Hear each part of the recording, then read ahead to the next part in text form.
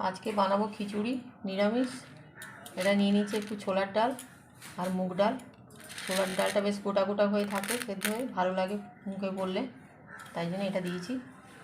আর এদিকে নিয়েছি আলুটা কেটে নিয়েছি, কাঁচা লঙ্কা, এটা হচ্ছে ওলকপি, টমেটো, এখানে হচ্ছে সিম গোটা গোটা নিয়েছি, কড়াইশুঁটি গোটা গোটা নিয়েছি, এইগুলো সব। আর ধনে পাতা আছে। এইসব দিয়ে আমি খিচুড়িটা বানিয়ে নেব। কড়াটা গরম হয়ে গেছে, ডালটা একটু ভেজে নেব।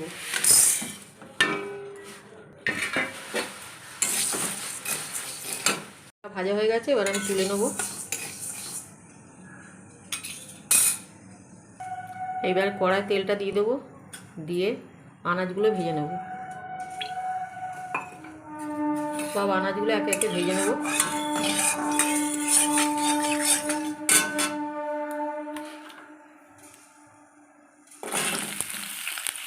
চালটা আমি দুটো সিটি মেরে নিয়েছি আগে, এরপরে আনাজগুলো ডালটা এর মধ্যে দিয়ে দেবো। আলুটাও ভাজা হয়ে এসছে, আমি ডালটাকে এর মধ্যে ঢেলে দিচ্ছি।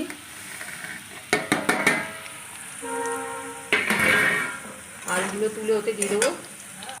আলু ভাজাটা এর মধ্যে দিয়ে দিয়েছি।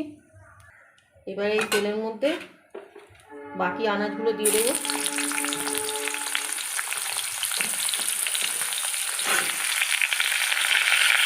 বাকি আনাজগুলো একটু দিয়ে নাড়াচাড়া করে ওর মধ্যে দিয়ে দেবো।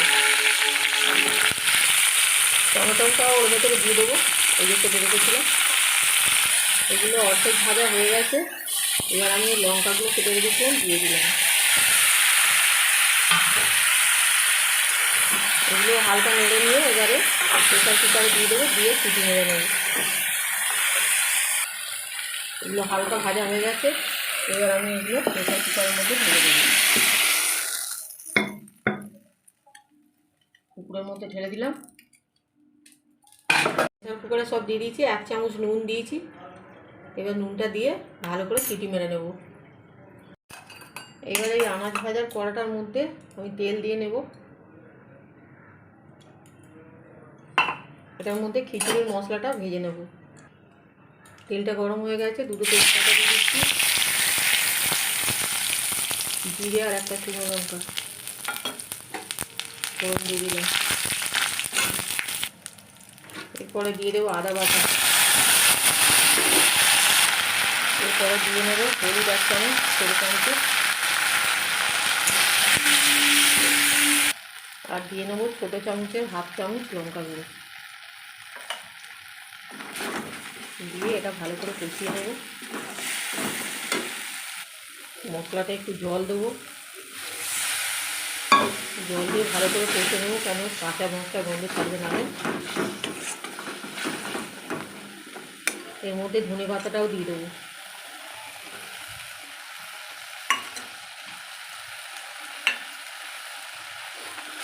ধনে পাতাটা দিয়ে নেড়ে নেবো।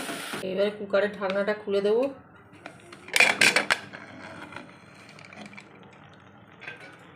দেখুন এটা সেদ্ধ হয়ে গেছে।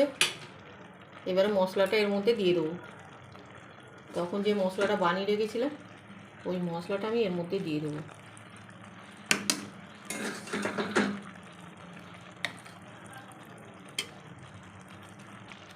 কড়াটা ধুয়ে ভালো করে জলটা দিয়ে দেবো।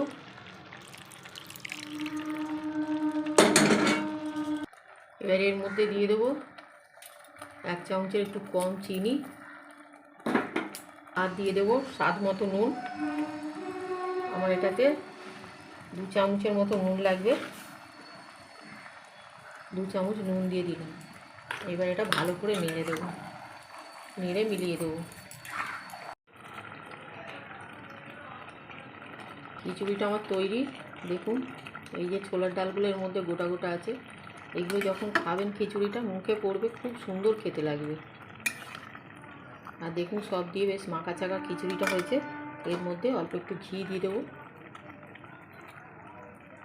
দিয়ে আমি গ্যাসটা বন্ধ করে দেবো।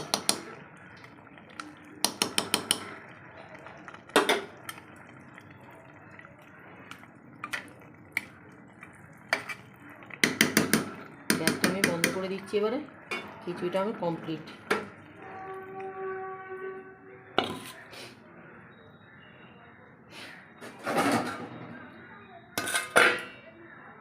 প্রেসার কুকারে খিচুড়ি বানালে খুব তাড়াতাড়িও হয় আর খুব সুন্দর মাখো মাখো হয়। এর টেস্টই আলাদা।